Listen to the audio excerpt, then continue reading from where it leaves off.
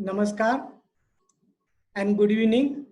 Welcome you all on 7th day of ICR National Institute of Agriculture Economics and Policy Research webinar series on quantitative methods for social sciences. Today we will learn economic surplus approach. Many times we have to assess the impact of technology before it is introduced or released or adopted by the farmers, and what we called it as ex ante impact evaluation. In that case, we go for economic surplus approach. It is also used to assess impact of technology at macro level, like state or country level. Now, I request Dr. Abhimanyu to introduce the speaker. Thank you, Dr. Vinayak Nikam, for introducing the topic. Good evening to all. For today's lecture, we have with us Dr. Kingsley IT. He is an agricultural economist working as a scientist at National Institute of Agricultural Economics and Policy Research, New Delhi. He is mainly working on commodity outlook and policy impact assessment. Now I request Dr. Kingsley to start his lecture. Thank you, Dr. Abhimanyu and Vinay. I hope my voice is audible. So if my voice is not audible, kindly give me the feedback so that I can understand. Yes, sure. So give me this opportunity to meet many people. I think previously we have a training, maybe it hardly consists of 40 or 50 people. But now with the corona, maybe God enabled us to meet many people. So I thank Almighty God. So today, first of all, I greet the audience, my participants. I welcome them. Today, the important topic, that is economic surplus. My approach is like that. I'm coming to this topic. So in economic surplus is a big topic. We have many, many applications are there, like mainly to, it consists of two things, consumer surplus and producer surplus. So put together, it becomes total surplus. In there is a closed economy. Similarly, this economic surplus concept can be applied in, as it is applied in closed economy, open economy. So there are many variants are there. So that I cannot teach everything in a 1.5 hour. But what I can do, one thing that I can give a small example.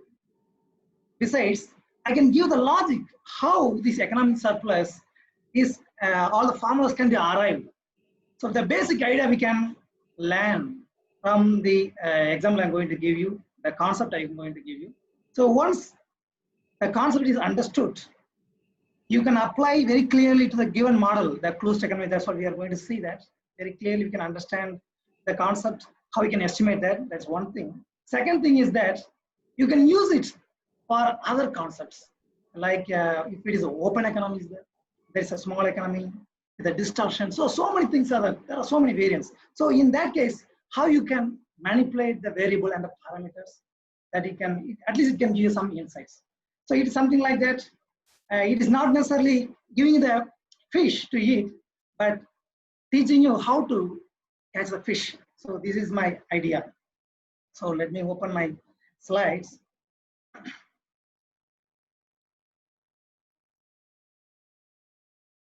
You can share screens. Yeah, is it audible now? Am I audible? Yes, you can share screen. Yes, I'm sharing the screen. Yes.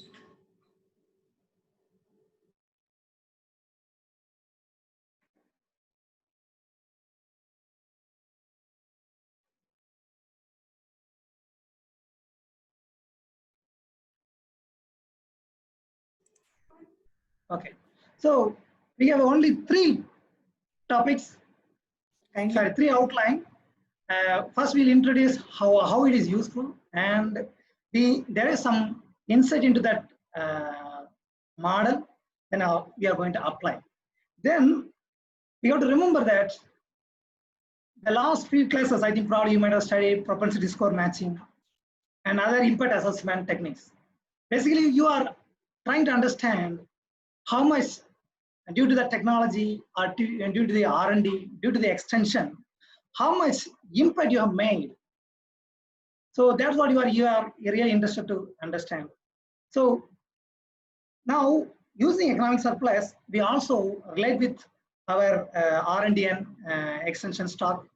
then we'll be able to estimate whether this R&D upon particular technology, it is worth or not, using BC or NPV, net present value, and IRR. Those kind of technique, you can really assess the worth of the R&D or invested that technology.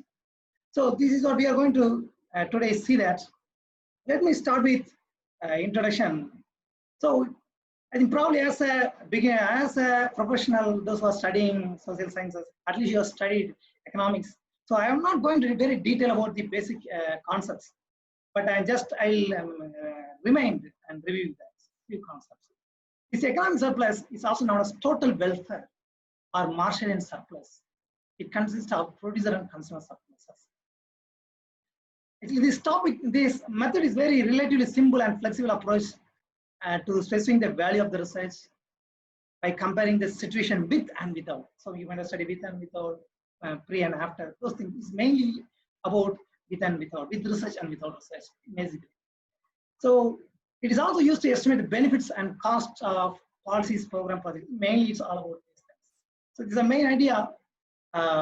Wherever the policies, program, projects, mainly related to welfare analysis, we use this economic surplus. Besides that, we also use for programming approach, like mathematical programming also we use that. So whenever you want to see there is a perfect competition and you see the monopoly competition. So you want to see that, basically use this economic surplus one. So now I am using the very small concept so that you can understand it. So I cannot go to very complicated concept. So I'm making very few assumptions. We are using this supply and demand curve linear. Just basically it's a linear curve that what you have studied. And it shifts parallel. That means the cost is same. Then using the competitive market clearing, we are imposing this condition. Then basically this model is comparative static. That means static means in a year, it's like a photo picture. Comparative studies, we are using equilibrium in the previous year and the next year, current year. So we are comparing. So every, we'll read it in Excel sheet, we'll see that. So when you make an analysis, it's compared to previous or with previous year and after year. So that's what you are going to do. So previous equilibrium and next equilibrium. So this is, you know that the simple market model, what is demand curve and the supply curve. Here shown that yes indicate the supply curve is sloping upward and demand curve is downward. So both equate, we can find equilibrium price and equilibrium quantity. So this is a kind of a economic surplus. I'll come to this next. You see that what is consumer surplus, what is producer surplus? We have, at least we have some idea that total surplus is sum of consumer surplus and the producer surplus. Okay, now you have to know what is consumer surplus. Our basic definition says that what consumer, the difference between the willing to pay and actually paid. So you know what is actually paid. So if you see this price P0, the equilibrium price,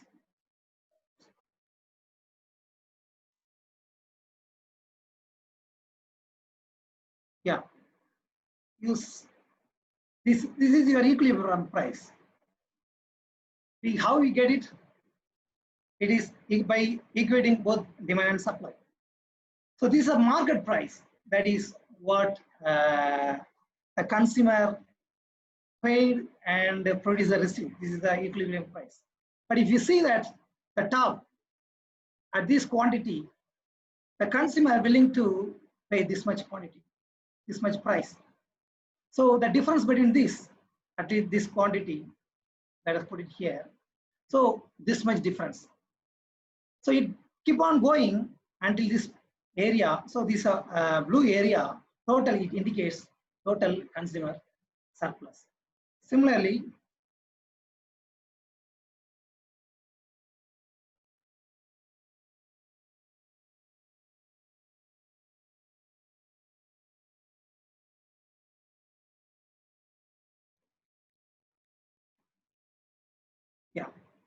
Now, producer surplus, similarly the same way, it is your supply curve.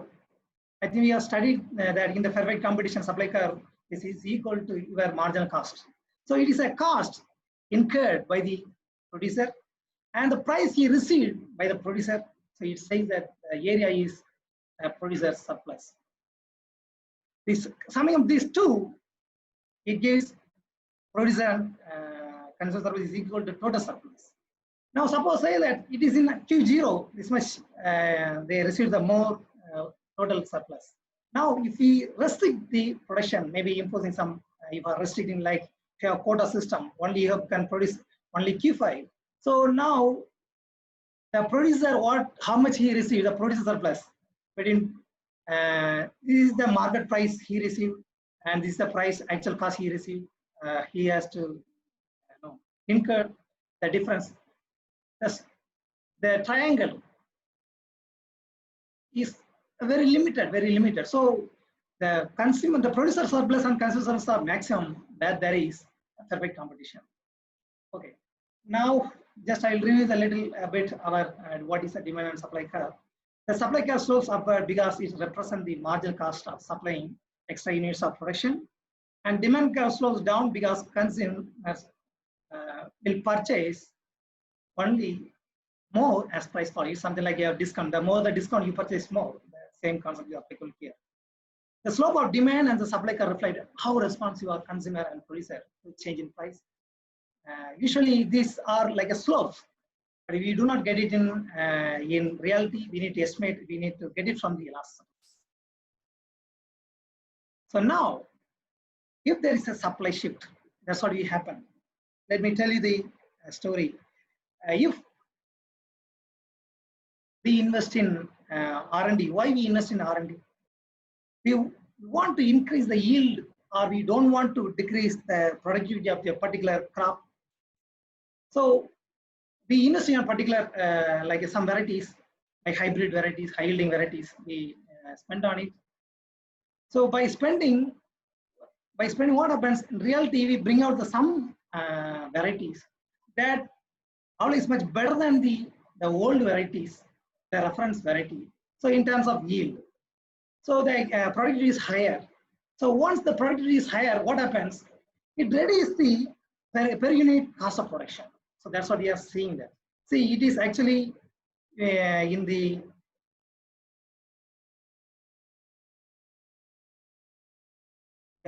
you see that this is your demand curve slows downward, and yes, indicate the supply curve. This is your equilibrium A. This is your A. It's a price they paid. Now what happens? You are investing in a particular crop technology, so it reduces per unit cost. So your cost comes down. It comes to this place of the C. Okay. So what happens when you are producing very least cost or the in a lesser cost than previous one? Naturally, your revenue, your surplus are very higher. So in the perfect competition, everybody like to produce more and more. So in that sense, there is an incentive to produce more. So naturally, what happens? Your supply curve shifts from to here. So this is the story. So when you invest on a particular crop technology, your yield increases. Maybe yield increases, it can reduce the cost, per unit cost. So that increases surplus or incentive to produce more, that leads to the expansion of your total production, that leads to your shift of supply curve, that ultimately bring down your market price P0 to P1. So it's an idea of supply, how the supply shifts.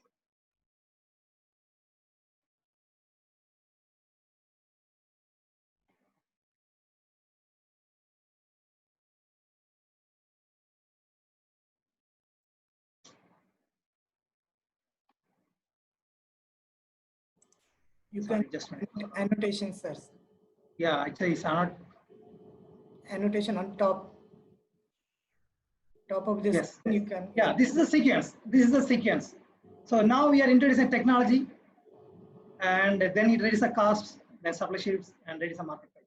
Now, This is the basic idea. Now we are going to see how we have seen now right now with the geographical way, the graphical way. Now we will see it in a little bit mathematical. Then we'll come to the application part. Before I come into the application part, I want to show you that this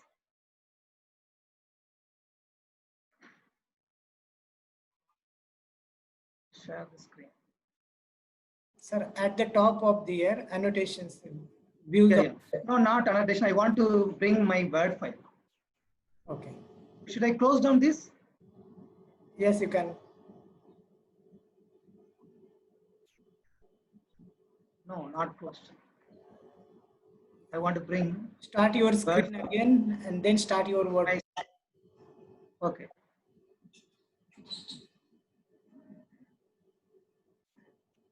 Yeah. Is it visible, this PDF file? Not yet, sir. Yes, now you can. Yeah, it is visible. Okay. See, let us go by a little bit topic, mathematical things that you can understand. Before going to that, I want to encourage you that I told you that in the beginning, when you understand the concept, already there are many formulas are there. You just copy the formula and you apply it and you estimate the total surplus. That is your problem solved. So I want to come to the final things. It's a only 3-line formula.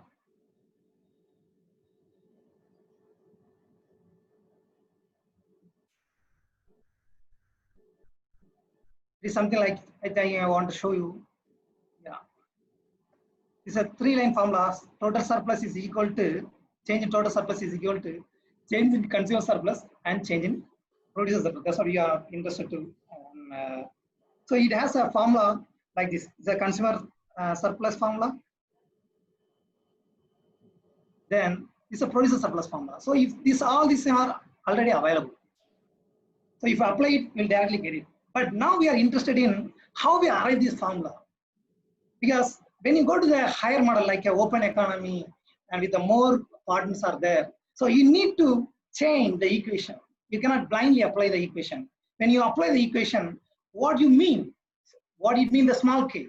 What do you mean the small z? So all these things you should understand. So that's why I'm giving you that is a total formula, but we are coming to arrive how this formula has arrived. So I want to make you to understand through this mathematical way.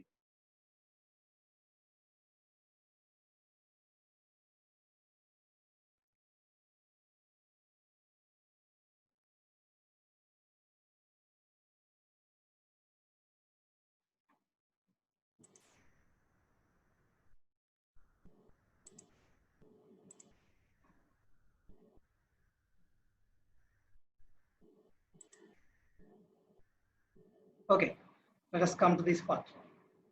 So this is the actual producer and consumer surplus as I explained to you. Now let us see how we can express this supply equation. So I have given you the alpha beta. So this alpha indicates this part. This is your alpha intercept. This is your intercept alpha, and the slope indicates your beta. So this is what we express the supply equation. Similarly, there we express the demand equation like gamma. It's a slope of demand curve, that is a delta minus delta. So because it's a downward slope, I use price. So this is how we express the supply and demand equation.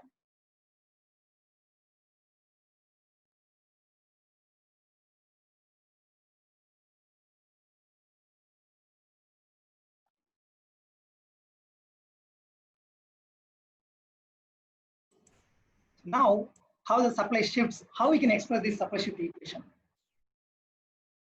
See, you have seen that supply equation is equal to alpha plus beta times price. This is what be the first demand curve. When the demand curve shifts, it shifts downward. Because when the production increases, naturally your cost of production decreases. That's what we indicated. So when the supply curve shifts downward, it's alpha plus this additional intercept. Then your slope curve. So if you see this, this intercept, the two intercepts are there. This is our intercepts. So only is a parallel shift, only intercept have changed. So that's what I written alpha. This is your alpha. So this is your place alpha. Then this is alpha plus beta k, alpha, sorry.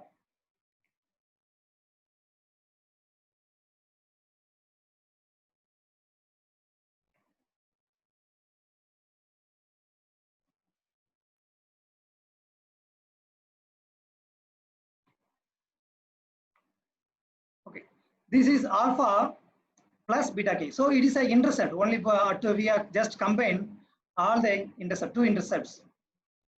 So then slope we have beta times p. So if you can understand this concept, then actually I think 50% of your derivation is done. So you are done. This is what we are saying, that the shift with the shift of qs is equal to alpha plus beta k plus beta times beta p. Okay. Now we got to understand the things. You know what is demand curve, how to express in supply and demand curve.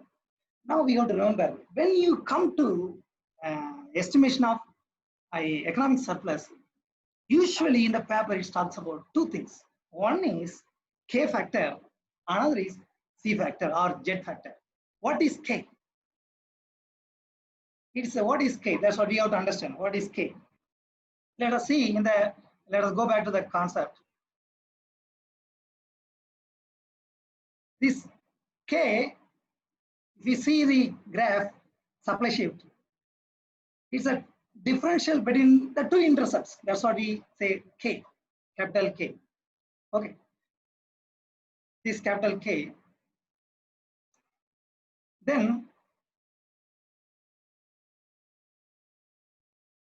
I have not given the, let me see.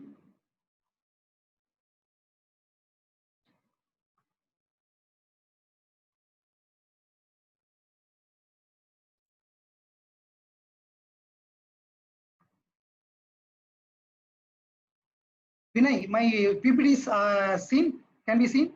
Yes, yes, you can see.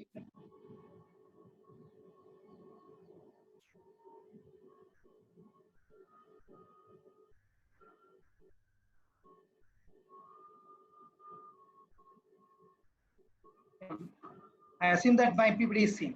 Okay.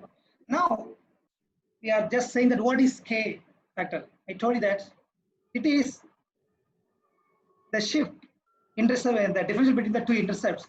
Otherwise, you'd say that if you are not expanded your production, let us say that you got the variety, you have obtained the less cost, and you are not expanded your production. Suppose you are producing already maximum production Q0, then your economic surplus can be measured like this. This yellow curve, you just see this yellow curve, straight yellow curve.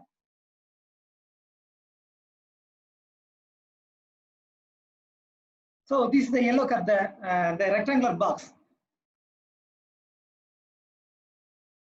So you see that this K times of Q0, this is the total surplus you have obtained.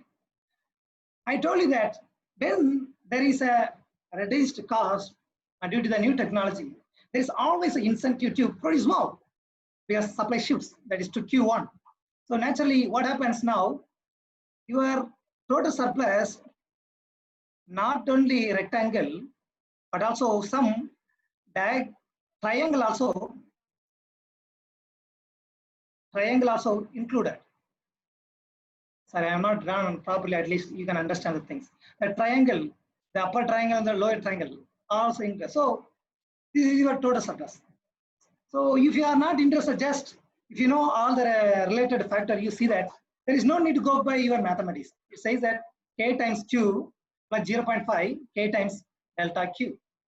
The simple concept will tell you what is a total surplus. If you don't, you are not interested estimating consumer surplus and you are not estimating producer surplus, directly you know the slope of demand and supply directly. You can do that directly. Do that if you know the K. What is the K? But what happens naturally? You won't get K. You cannot observe the K directly. It need to be arrived in an alternative way. So in that case, we need to find out estimate K. Then also, if you want to estimate consumer and if you want to decompose the total surplus into consumer and producer surplus, then you need to find out the Z. Otherwise, it is easy. Okay. Now I'm coming back again my PDF file.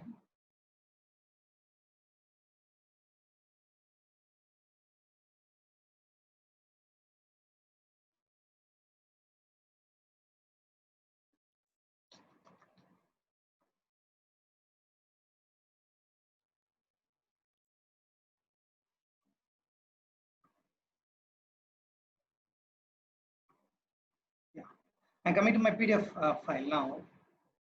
See, now before going to that, we need to understand a little bit concept how we are, and just I will detail it. This K right now, we are right now assume that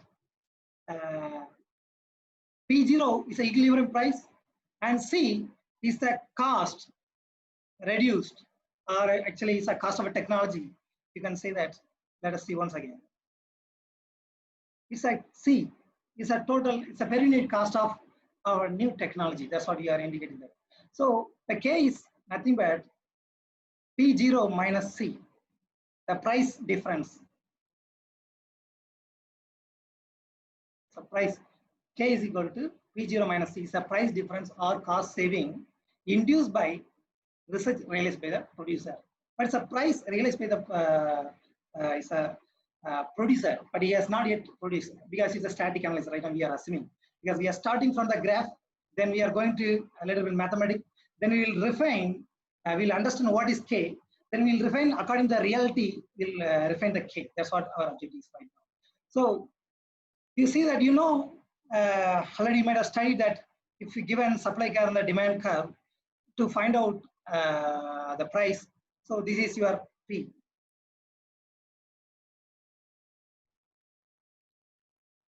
So this is how you are equating both demand and supply. So demand and supply is equal to, I think it should be equal to. So you are equating to the price to find out the equilibrium price.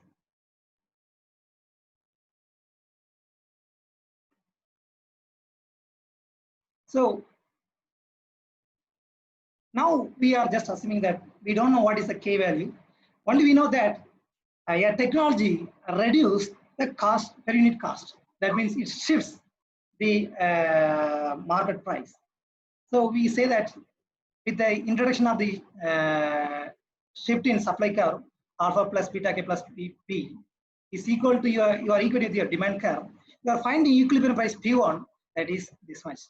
So if you compare with the equilibrium price of P0 and the P1, what is difference? I think you can see that the difference is only, you see, this is a beta K. So that's what we are going to find out.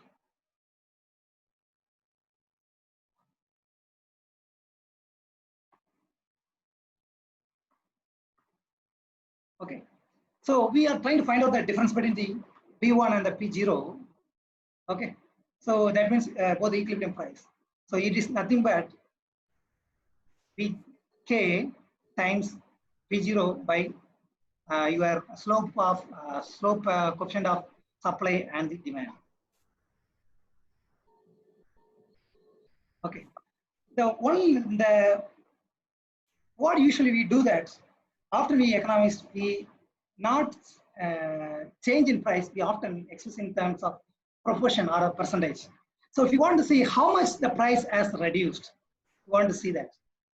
So P1 minus B0 divided by the equilibrium price. So is what? So we are expressing in terms of proportion. So this is equal to Z factor, Z. So this is a formula. It is equal to this.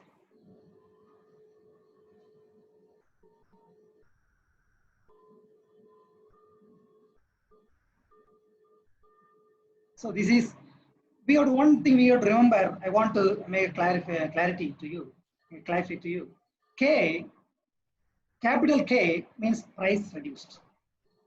Then there is a small k I have introduced. Small k is a proportion of k to the previous equilibrium price P0. Similarly, we have a Z, capital small z. It is the one divides between the consumer and the producer. I think we will see it is another way they say that. So price reduction realized by the producer and the consumer after the supply should happen. So I want to again remind you this. Small k is a cost reduced, cost reduction realized by the producer before supply should happen. So that means just see that P0 minus C, that's what the capital K indicate. That divided by P0 is small k. It's a proportion of cost reduced. The first equilibrium price reduced to reduced. That's what the price realized. But you see that the Z indicates the market. I want to again show you the graph.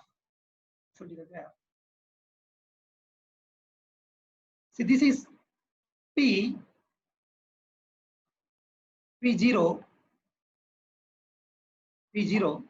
and this is your P1.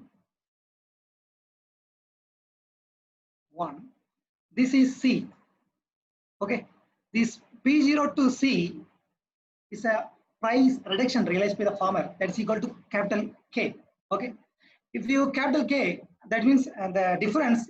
If you express in terms of proportion, percentage to the P0, the equilibrium price, that's what is equal to small k. Similarly, this P0 and P1 is a market, the consumer realized. The C consumer have not realized, it's only realized by the producer. So this P0 minus P1 divided by P0, the proportion is equal to Z vector. If you know this idea, I think probably you have exactly understood the economic surplus. So I'm again telling that economic surplus, when you talk about economic surplus, main thing comes, they are K and Z. So different author express is a capital K or small k, but you understand the meaning that if it is a proportion, small k indicates the proportion. I have expressed, some other might have introduced the capital K. So you understand that when I mean that it's a farmer realized is K, that is a proportion of price realized by the farmer, okay, before expanding the production as a Q0. The Z indicates that proportion of price reduction realized by the consumer and the producer, that's a market price, okay, P1. So it's a difference. P0 minus P1 divided by P0 is a Z, Z.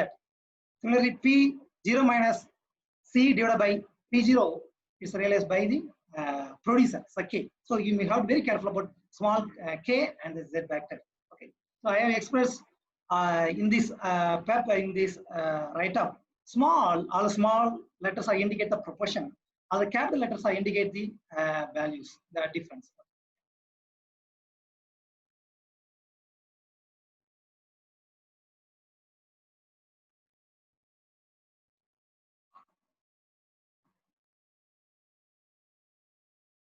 Okay. So all the derivations are there. You can maybe patiently you can understand it. Okay. So now I told you that, see, it's a P1 minus P0 and P0. These are all slope parameter. We have to estimate this k value, small k. But this formula says that this k depends upon the slope parameters, slope of supply and slope of demand. That's what we see in this equation. Okay, so but and for what happens naturally, if you want to estimate the slope of supply and the demand, it's very difficult. Every time you have to estimate, that is a very big econometric work. That's very difficult. But what happens? Often people estimate, or the reports are there, demand elasticity and supply elasticity. So now you can convert with the formula with the slopes of supply and you can convert into supply elasticity, and similarly, slope of demand, you can convert into demand elasticity. Okay, this is a formula of Z.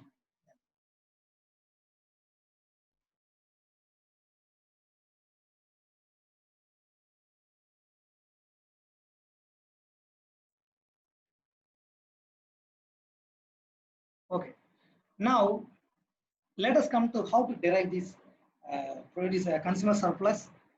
Before going to that, some things you need to remember. When you derive all things, you will also come to this part, Q1 minus Q0. I'll show you this part.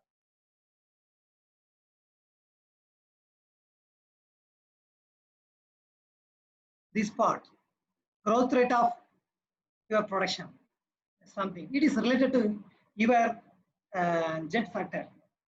This is your jet factor. You can, if you go by your basic economics, Cobb-Douglas demand function, that's what it says there. Q is a function of price. That's what we understood. Quantity supply is a function of price. That's what we understood. Now, if you express in terms of Cobb-Douglas specification, Q is equal to price raised the power of, maybe it's a demand function, I say that. It's a demand elasticity. I think if you express in the log linearize this function, it will be equal to natural log of Q is equal to demand elasticity times natural log of P. So you are, by using this relationship, you can arrive, there is a relationship that is called this growth rate of Q is equal to demand elasticity times Z factor. Okay, so these are all basic concepts. When you derive it, you will get it. If you are comfortable with all these things, now we can go to the real part.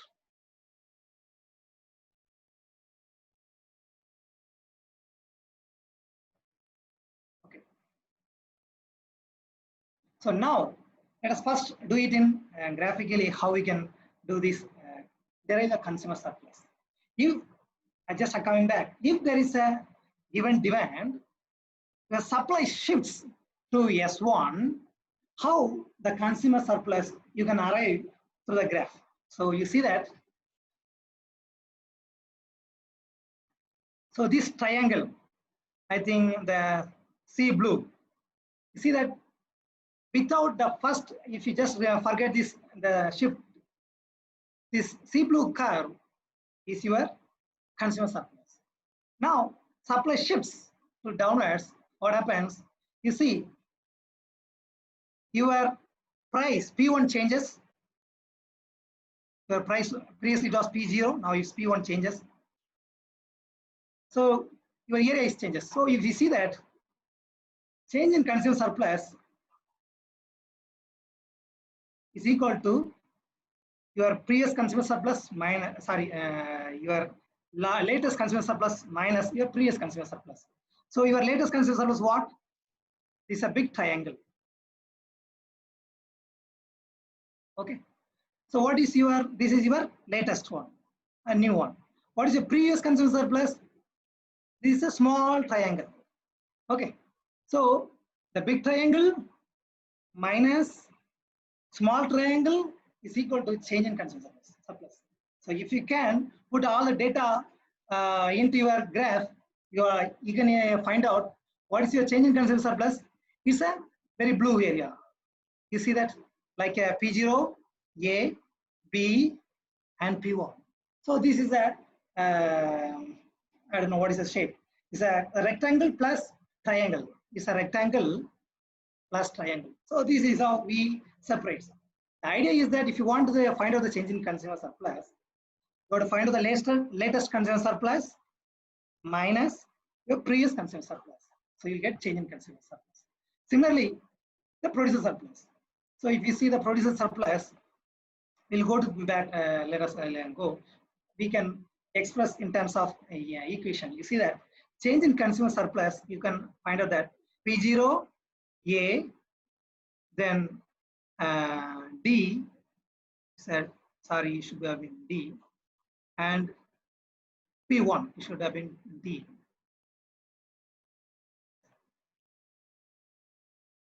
D, and P1. Okay. So, yeah, I have written, sorry.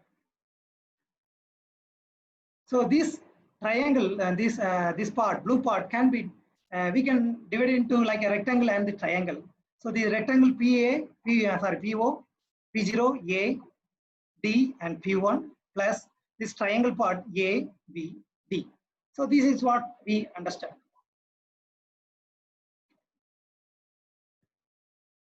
So change in consumer surplus. So let us put it in terms of P1 and P0 and Q0. You see that you can understand what is your P0. P0 and P1, you can write, it is something like rectangle, you can write in terms of P1 minus or P0 minus P1 times your Q0. You can understand the rectangle you can express. Similarly, you can triangle, you know that half AB, that's what you understand that. Similarly, height and width. Similarly, you can see that 0.5, height is your P0 minus P1. Your length is equal to Q1 minus Q0, this part. So, here I express. Similarly, if you simplify this expression, then change in consumer is equal to, it take out P1 minus P0 minus P1. This is your expression. At last, you find out change in consumer is equal to this part. I told you that change in consumer surplus is equal to growth rate of price times and something bracket in terms of growth rate of quantity. So I told you that growth rate of quantity can be expressed in terms of Z and N. So we have finally arrived this change in consumer surplus is equal to Z or Z times P0 and Q0 within bracket 1 plus 0.5 Z times of demand elasticity. So this is our consumer surplus formula. So if you can understand the graphs and if you express in terms of height and breadth or rectangle and triangle, and then if you find out, finally you arrive this value. This is your consumer surplus. It's very easy. Okay. Similarly, we can understand producer surplus.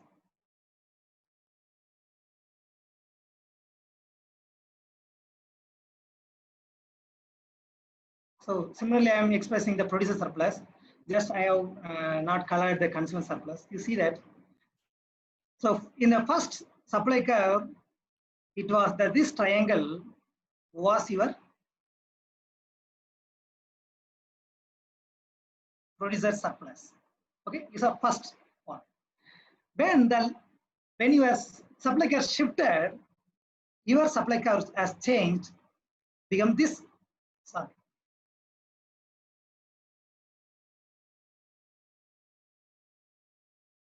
Yeah, it's a bigger triangle.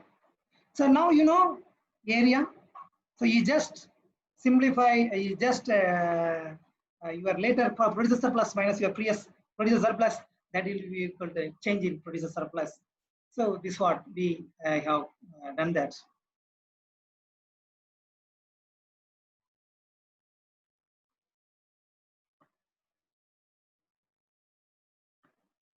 So you can express in terms of rectangle and triangle.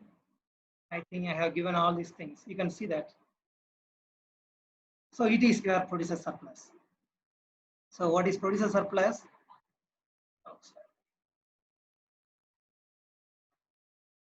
So this is your producer surplus. So it is a simple algebra. It's a 10th level mathematics. With the mathematics, you can able to arrive what is consumer surplus and the producer surplus. Okay. So now we got it. Then if we sum it up, we will get total surplus.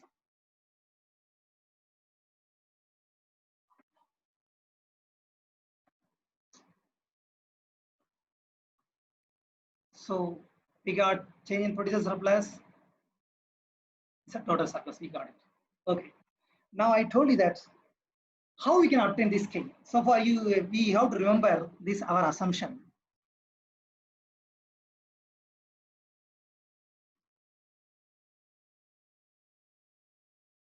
So this is an assumption. So we have used only introduce a variety. It assumes that it may same yield with a lesser cost. That's what we have seen that. That's what you can depict in your graph. But in reality, what happens? A variety can give a higher yield. That's why then only we yield the variety. And sometimes it can give a same yield, but it may reduce the cost. Also, one thing you have to remember, when you increase the yield of variety, naturally, its adoption cost also very high. So then our K, if we go to our K formula, it cannot adapt that. That's what I'm coming to that part. The question is, we know that the K, just I want to come to this graph. This K, you can just remember that this K, the cost reduction, capital K is the cost reduction. You see that this is, if your technology cost is C, suppose your cost is reduced further, let us say this is a part. Suppose this is 1. Suppose let us assume that it is a C1. C1. So your K will increase. You suppose if your cost is going up, what happened? Your cost is going up. Your technology cost per unit cost of production is going up. What would happen? So your C will shift upward. So your K will become small. So this is the idea you have to remember when you do that.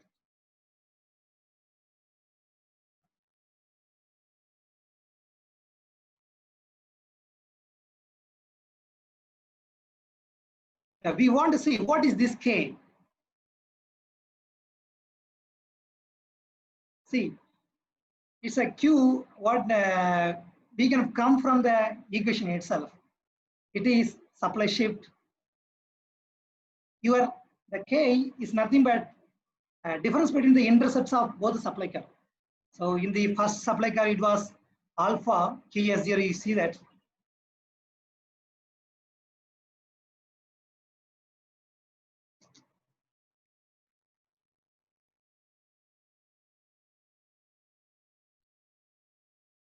You see that this is your old supply curve.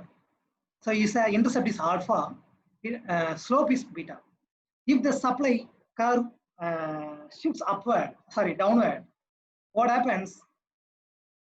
It changes by only intercept, change in intercept. So you see that the second supply curve, there's alpha plus beta times K. This is your intercept, additional intercept. So that's what is this change in Q. There is not, and it is equal to QS1 minus QS0 is equal to beta K. So now you can understand how you are going to estimate what this K is all about. So change in K is equal to change in Q divided by your beta. The change in your total production divided by the slope coefficient is equal to your interceptual difference. Now we know Q, but in reality it is not a Q. It is area and yield are deciding. So you can express assuming that there is increase in the yield. So change in Y indicates your yield times A times your percentage of adoption. T indicates adoption divided by your supply slope coefficient. So that's what is equal to K. So what do you understand from this K? It says that it can take into account of change in output, change in yield, but it cannot take into account of change in cost. So I am talking about this equation. You see that I'm specifically talking about this part. Change in yield times change in A times T, that is equal to change in your total output. So change in Y times your area times of your adoption. Okay, this is your K. This K, how we arrive depends upon or based on our graphical analysis, but it is not depends upon your real analysis. Okay, now if you want to measure the reality, your net reduction in the price is not only increase in the yield, but also it may be decided by increase in cost or reduced cost. So if there is a technology having increased yield, associated with increase in cost, naturally you have to include increased cost.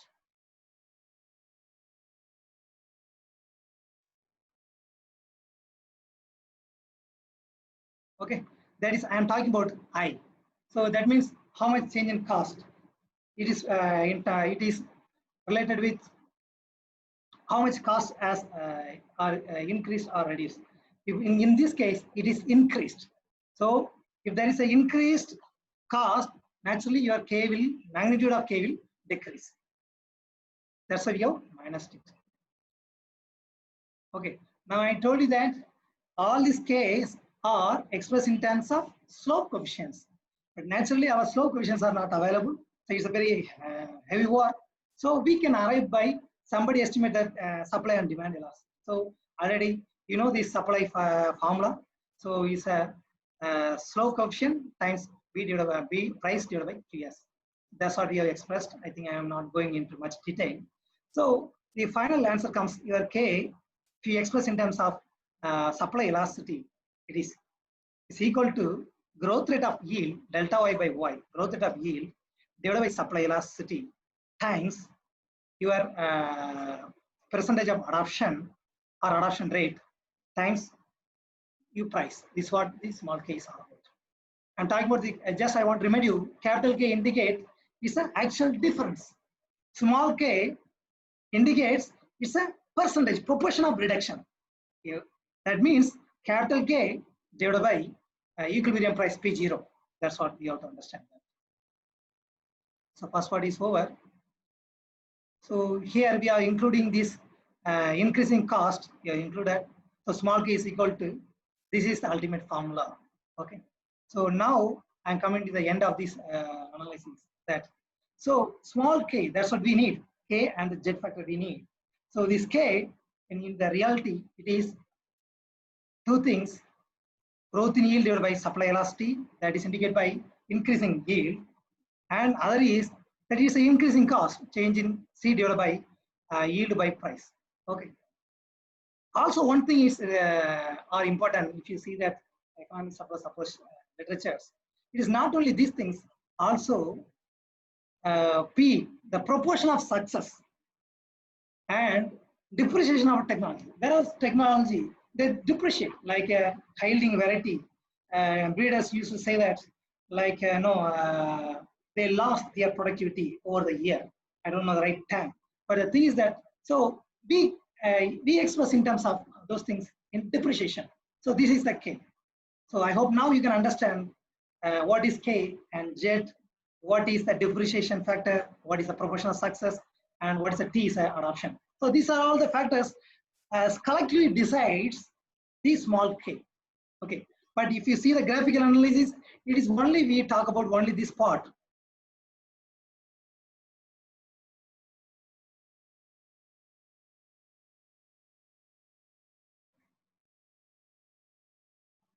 Yes, only this part we are talking about.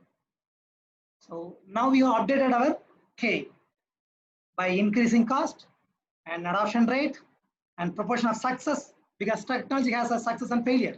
It can succeed and failure. So I just coming to the point now. In economic surplus approach, there are ex ante approach and ex post approaches out there. Right now I'm talking about ex ante approach, because when you talk about a technology succeed or fail, you're talking about already it is a technology going to be adopted. That's the ex ante approach. There are studies it needs exposed. Already the impact is there. You need to measure. Then these parts are not needed. Maybe it's not needed just directly. Already its adoption rates are already available for you. So only increase in yield, the first part and the second part. Okay, so accordingly you have to adjust the K. Okay. Now we come to the estimation part.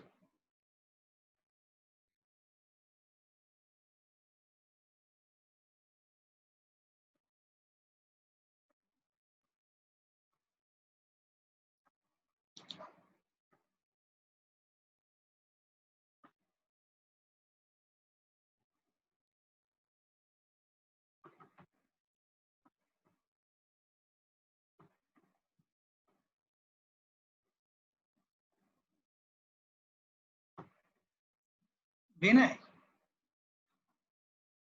Yeah, thank you. No problem. Okay, we'll come to the, just I want to remind you these little concepts. So let us again clarify this concept. So K, the bold letter, is equal to P0 minus C, reduction in production cost due to new cost saving technology. P0, a unit market price in the base year equal to a unit of cost of production in the perfect competition. P1, a unit market price in the current year after the expansion of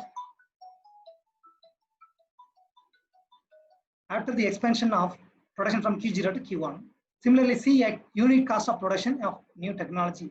Small k, P0 minus cost divided by P0, that is proportionate reduction in cost due to technology. C, small z is equal to P0 minus P1 divided by P0 is equal to proportionate reduction in the market price after expansion of technology. Okay, this is the concepts. So now we'll go into a estimation part.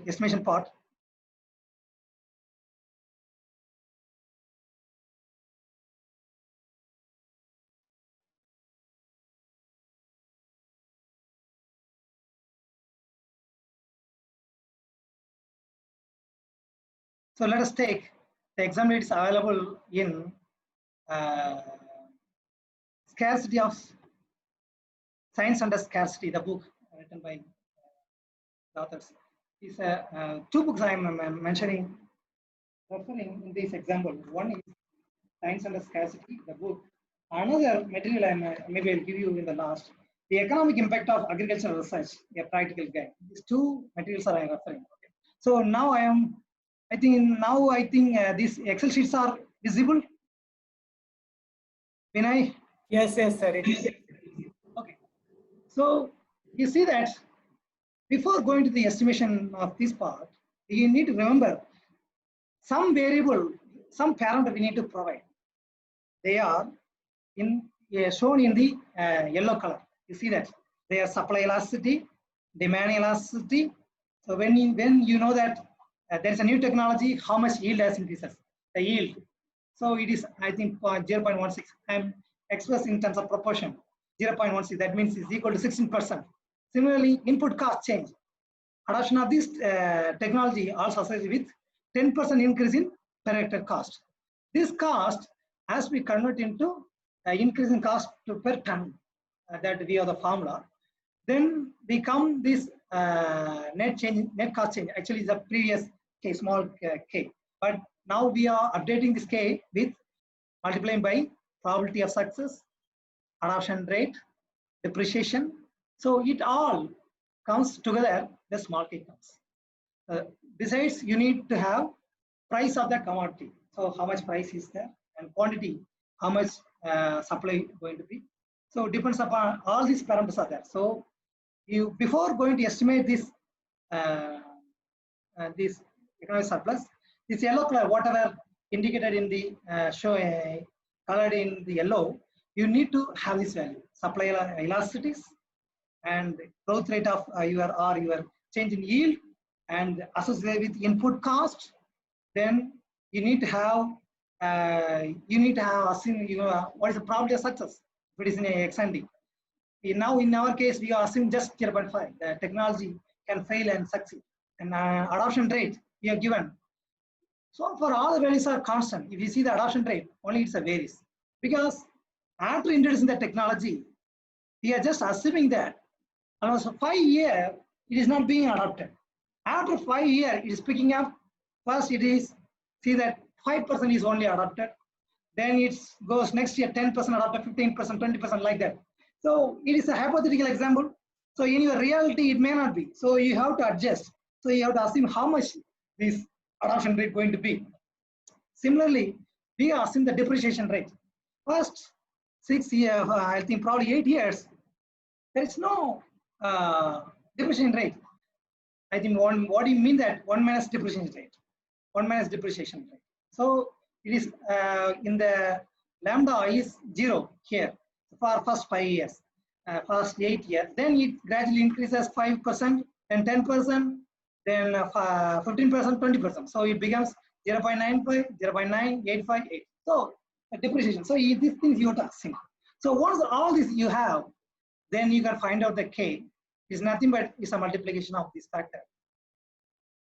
All these things and jet factor. Now just I am coming to one more point I want to remind you this.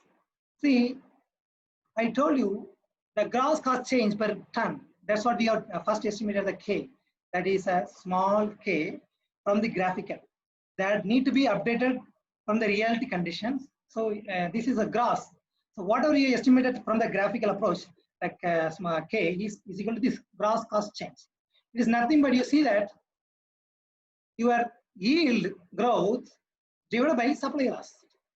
So it is 20.2 0.00. Now we need to include your input cost change. So the formulas are given. It's at we know that it's a 10%. We need to estimate input cost change per ton. We need to estimate that is equal to the second part. I want to show you that the second part and delta C by P by T. So alternative formula is given. Yeah, it is equal to maximum yield divided by F2. What is that? Input cost change per acre divided by 1 plus maximum yield or the growth rate of yield. So formula is using that you need to find, you can find out what's the per ton. Then net cost change. Actually, this is the K. This says that gross cost change minus input cost change per ton. So you get net cost change. This net cost change has to be multiplied with probability of success, adoption rate, depreciation rate. You will get a small k. Okay. Now your k is there. This what is this k? If you know this k, even with this you can estimate with a given p and q, and you can without if you are assuming that if your production has not expanded, easily you can estimate the total surpluses. I think I am showing this formula.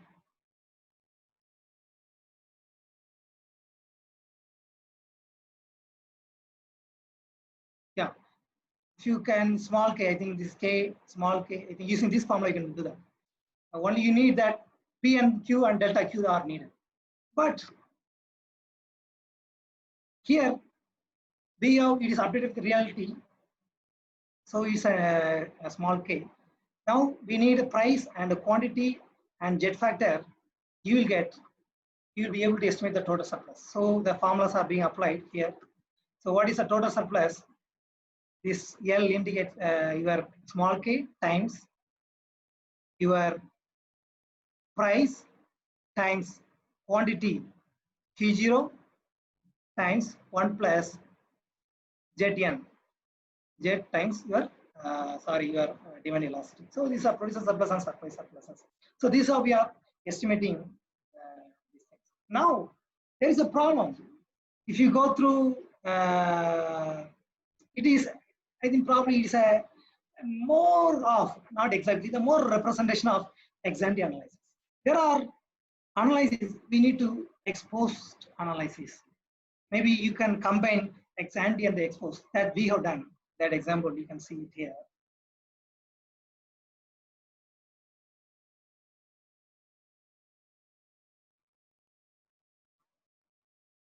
So one example we have done that. So similarly we have done, you can see the supply elasticity, same way, the demand elasticity, maximum yield, and we have that cost or is a gross cost changed. Then it's a input cost changed. Then we are finding to per kg or per ton, what I do in our case we have done for per kg. So this means, and we find out net cost, same formula, and probability of success, adoption rate, and depreciation rate. So like that same example only, but we have done because we are, our approach is ex post and ex ante. That means when already the technology was in the field, and we also projecting for 5 or 10 years for projecting the technology. So we have the price. You see that real price. That means we have the price. This is the price we have just for assumed. Then using this discount factor, we have find out the real price. These are the price we have assumed that. So quantity, the total production. So because the total production every year is changes. So is a see that up to this point, it is a what we have observed. Up to this point, we have projected. So using the consumer producer surplus, we have estimated. So now I'm coming to the second part. It says that we have estimated the total economic surpluses. It is something like how much you gain out of a technology. Now, if you want to relate with your investment of research investment or research extension investment, you need to find out its cost. Example, I have taken research cost. Right now, we are assuming that this much this much cost every year being invested. Every year is being invested. Like this is the research cost. You need to find out this your research cost. If you have this research cost, we have the total surplus. I think change in producer surplus. We have the total surplus. So we can find out the net benefit. This net benefit nothing but your change in total surplus minus your research cost. So that's the net benefit. Once you find out the net benefit, you can find out net present value. So you know the Excel sheet formula. So it says that we have right now NPV, we have discounted by 10% using this net benefit for net benefit. So ours is coming some value. So IRR is quite high. But this I am talking about how you can find out. First, you are finding the economic surplus using the formula. Then you find out the research cost. Find out change in economic surplus minus research cost. You get the net benefit. Using the net benefit, find out the NPV and IRR. So you can say that using this current NPV and IRR, you can say whether your research is worthwhile or not. So it is quite high, but you can see that you can see any technology. If it is the rate of investment, it should greater than the bank rate. Then only the the worth of the investment is justified. Otherwise, it's not justified. So this kind of analysis is used. How the impact of research or impact of extension is can be found out. Like now here we are. It is also a technique. Like if you know that you can bring your agronomist, you can bring your extensionist, your breeder. So all people are coming together. You are measuring the impact of a technology. So it's a good technology, good tool to measure the impact of investment. So I am just ending with this. So you can try with this model. So now, so if you have any doubt, I think I can now ready to answer. I think probably I might have gone a little fast. So if you have any questions, you send me. I can try. I will try to answer. Sir, in your Excel sheet, can you go in detail how these participants they can take this elasticity value? Oh, you did not see the Excel sheet? Yes, we saw it, but again, more operative how this. Okay. You want it a little bit detail. Okay. How to arrive that values? Okay, which value you want to talk about? Which one you want? Two Excel sheet. You want to talk about example closed exam economy? First example you can take some. Okay. Yeah. Okay. Just hold on. I think probably change the sheet. Example worked out.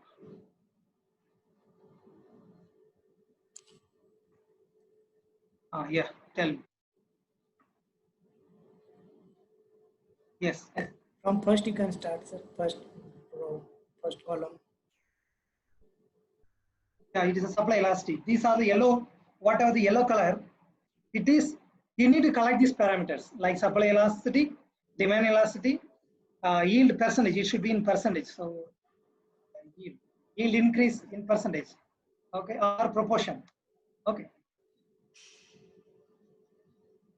Similarly, input cost chain, it's an associated adoption cost. You can make it as adoption cost.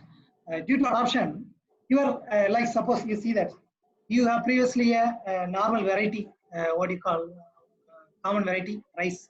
Then you want to adopt a hybrid variety. You want to make people farmers to adopt hybrid variety. So naturally, when you adopt the hybrid variety, what happens? It yield is high. That's good. But it's a cost of adoption. Like you need to apply fertilizer, you need to apply the right time of labor, you need to apply, you have to take care. So its adoption cost is increases. So I'm talking about here, when I go for high yielding varieties, so it's a 10% per hectare is increases. That's what it means there. Okay. So sometimes you say there are some there will be technology. Technology can reduce the cost. What do you need to do? Then you need to minus. You put the minus. Right now we are assuming that is a fast device. That means increasing adoption cost. Okay.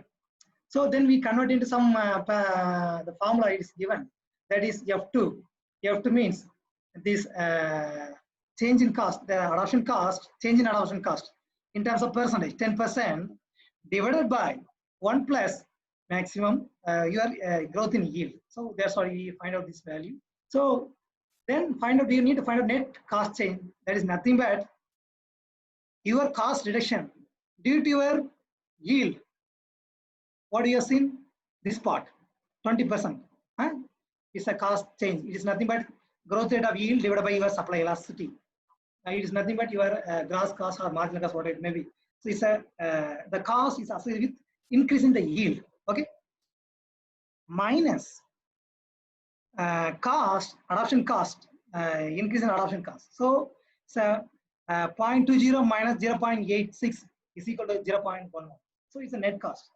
Again, you need to remember that this net cost change has to be multiplied with the adoption as a success rate of the new technology, then adoption rate, you see the adoption rate, then depreciation. So H times I times J times this K, this column, I'm talking about this column, Excel columns. So net cost change times probability of success times adoption rate times depreciation rate. So then comes your small k. So you just relate to your graph and the example. In the graph, it is very easy to depict, but in the reality, graph cannot account probability of success. Graph cannot account your adoption rate and the depreciation rate. So we are adjusting this. So we get the small k. So with the small k, with the given your price k, we also find out the Z. With the price and quantity, we'll get the total surplus. You see that total surplus what? K times your price times Q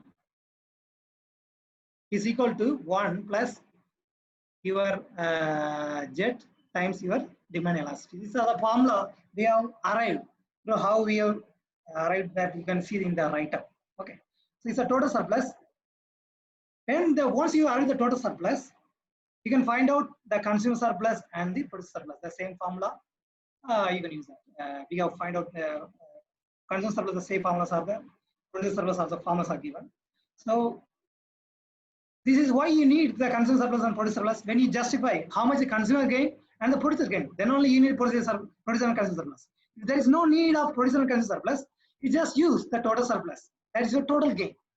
Okay, change in total surplus.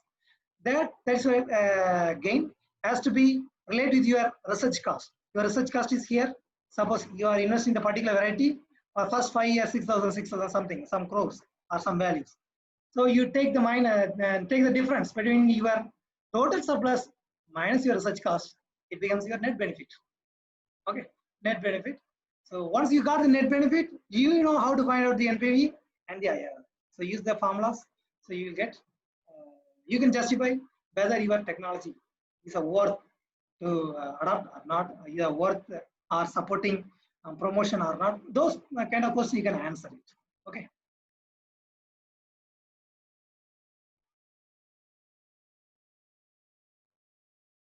So now let me, if you are ready, we can go for questions. Yes, sir. In here we have to take these real prices. That how to take these Yeah. I want to tell you this. This is the example. You just see that here the price has not changed. Sorry, quantity has not changed and price has not changed. Are you getting? P is equal to 140. Every year is a 140. Just right now we are assumed. That's a real price is we are just assuming that the price will be 140 only. So base year price. So is a quantity is that 2929. It is fast like that. But when it is you have to remember it's ex ante economic surplus. That means you're forcing that from actually probably I think probably it may be confusing to you. Like here I have wrapped. There's an old example. It's from start from 94. So that's why maybe you are confused. The thing is that it's an ex ante method. Ex ante method that means your future year for which you want to find out the price is going to be assumed the 140 only. And your quantity also, it is your previous year quantity is equal to the constant. But when we come to the grapes, it is not ex ante, it is exposed. Because the first, you see the first, let me come to that part. See, this is an observed quantity. We know for which we have the data. 35 grapes rupees per kg, like this. Then we want to convert into real price. So we divide by this price divided by discount. What is that? Inflation factor. So we removed. We got real price. Similarly, since it is our exposed, we know we are already observing the quantity.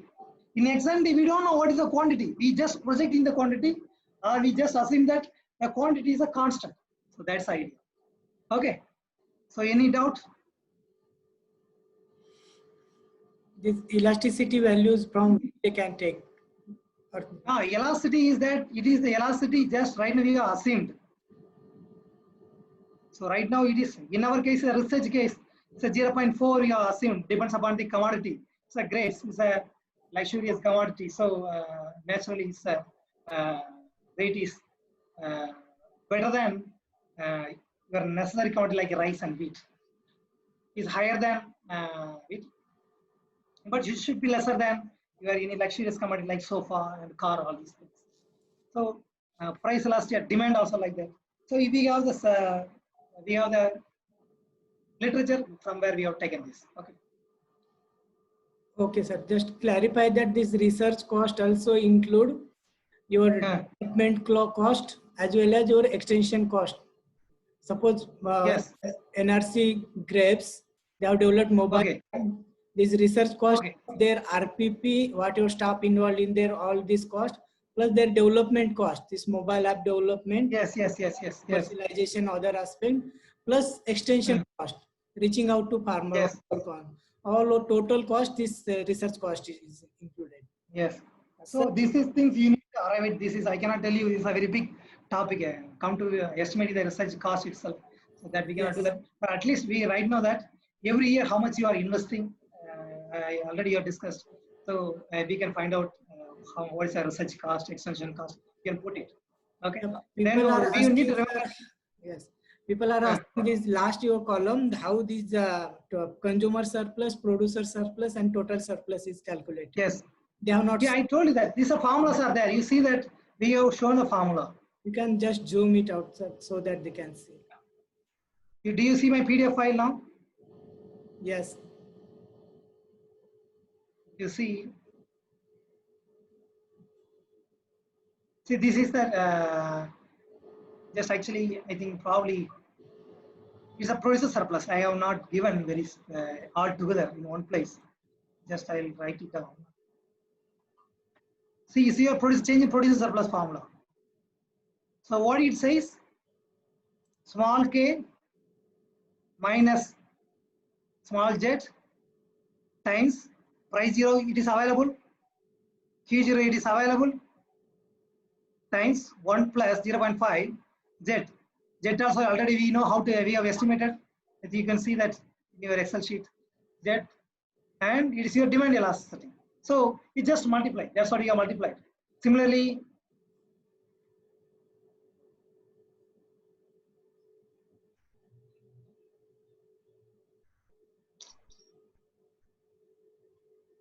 you see that consumer surplus, change in consumer surplus.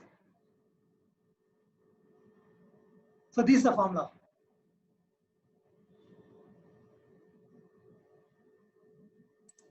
This is a consensus surplus formula. Same, you know the jet, already you estimated. P0 is available, basic price, Q0 quantity is available. So respect here, okay. So times 1 plus 0.5, Z already available, demand elasticity. So you multiply. So it is consumer surplus and total producer surplus. Once you got it, you sum it up, that is equal to the total surplus. Okay.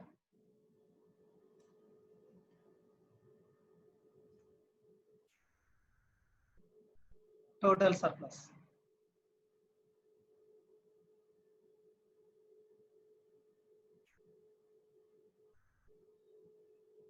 So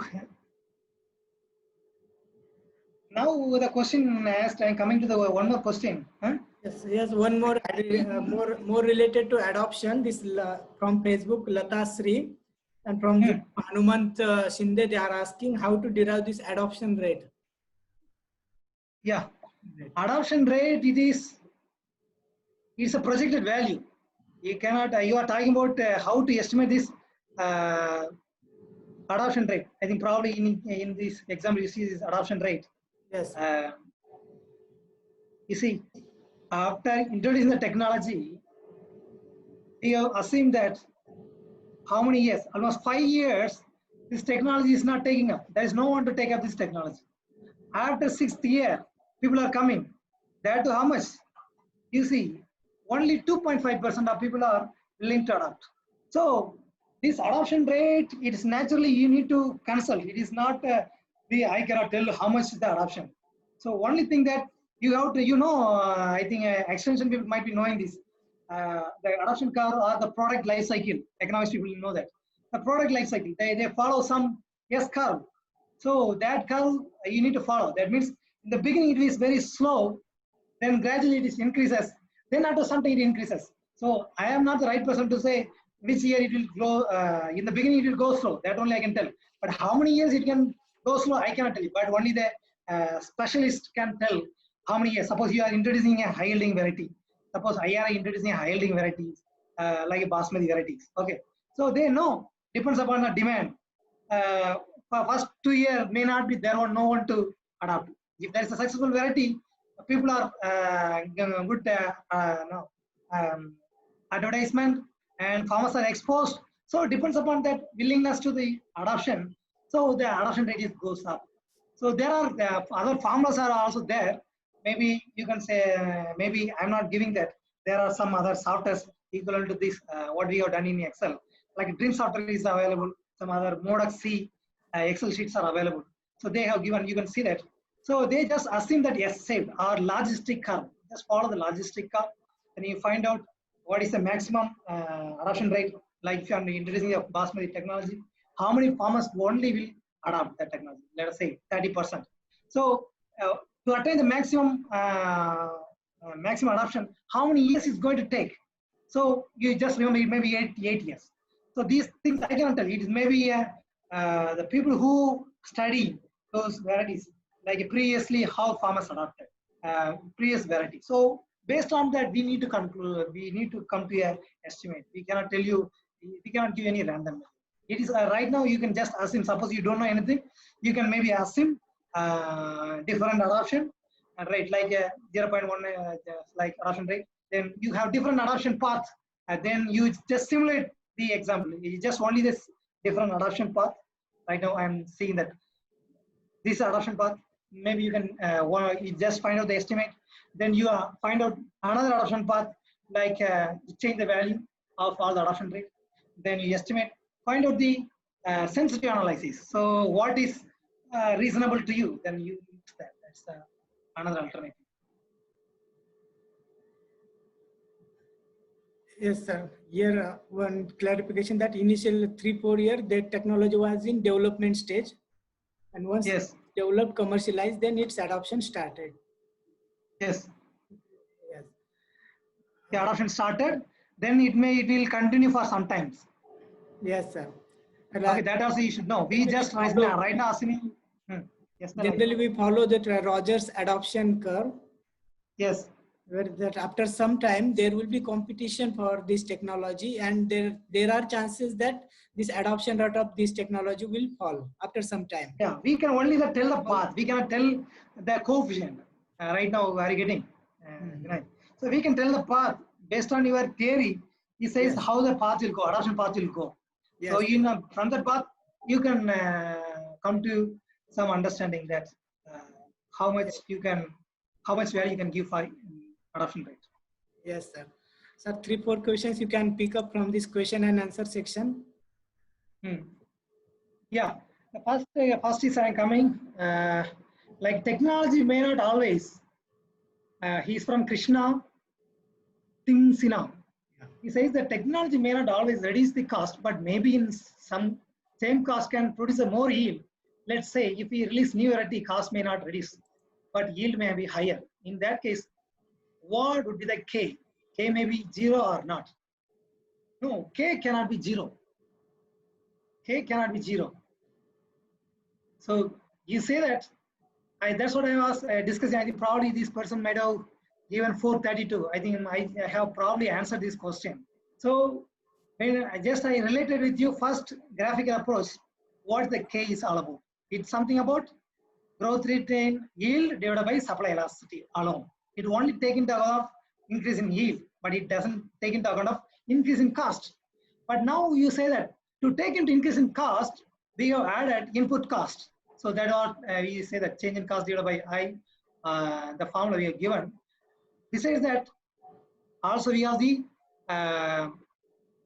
success of technology, probably a success, adoption rate, depreciation. Now all this has to be multiplied. Then we come to this K. Are you getting? So K is nothing but net. It is something like it's a net proportionate reduction in the cost. That's all. So I think I understood this person. Next, I am coming to Ganga Devi.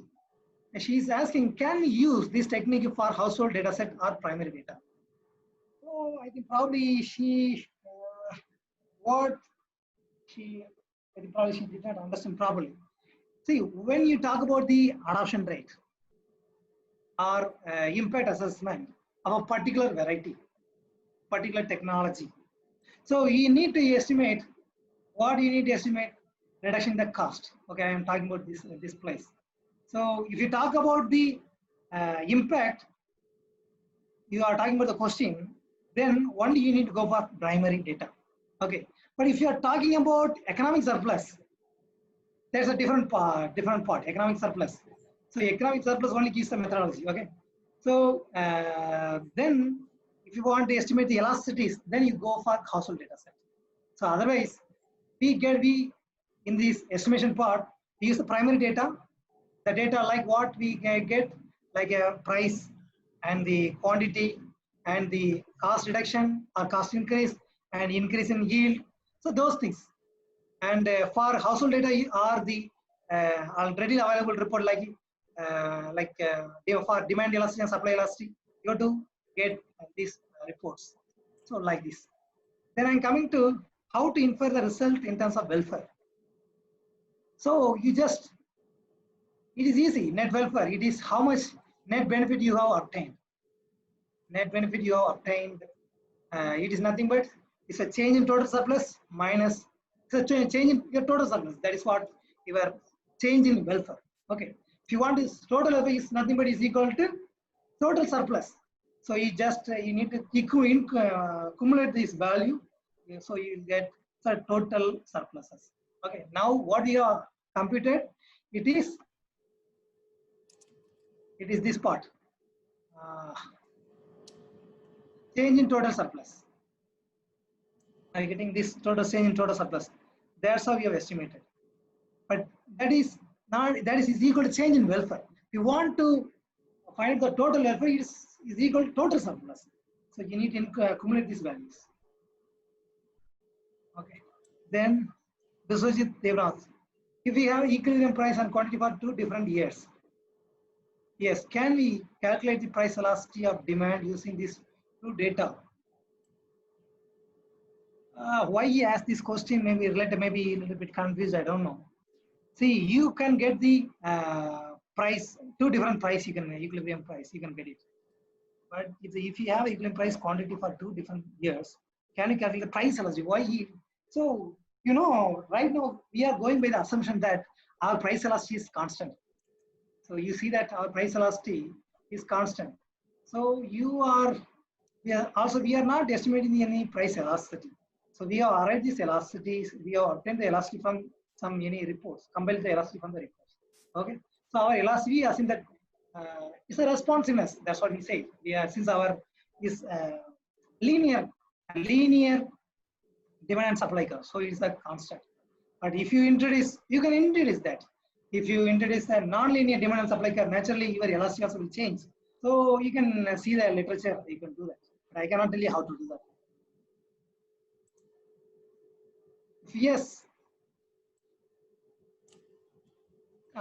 If yes, shall you use the constant price and constant price for that? Surely you can use the constant price. Yes, that's what I said.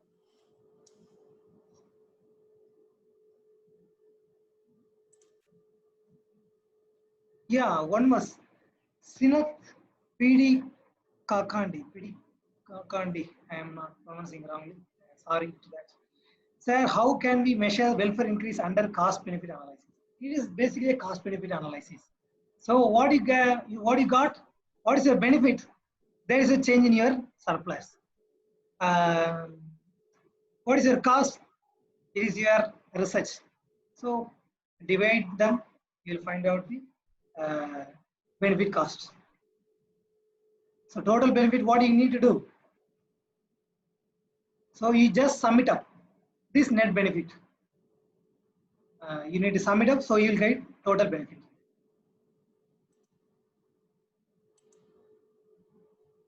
Among NPV, PCV, IRR, which is the more important to consider economic surplus? So you consider IRR, that's the best one. So you can present all the values for your publication, but IRR is the best one. So Vinay, I hope I answered the questions almost. Okay, sir. It's already 5:33. If no question is the important question is there, we can stop. Okay. Thank you very much, Dr. Kingsley, for explaining economic surplus in simple way by giving practical explanation also. And of course, we are getting very good feedback both from Zoom as well as Facebook Live of our institute page. We are really thankful to you, sir, for today's session. Thank you very much. Dear participants, tomorrow we'll start with partial equilibrium approach, and the speaker will be Dr. P. Shinoj, scientist from ICR, CMFRI, Kerala. Till then, goodbye from me and my co-host, Dr. Abhimanyu. Thank you very much. Thank you. Thank you to all. Thank you. Thank you. Thank you, sir.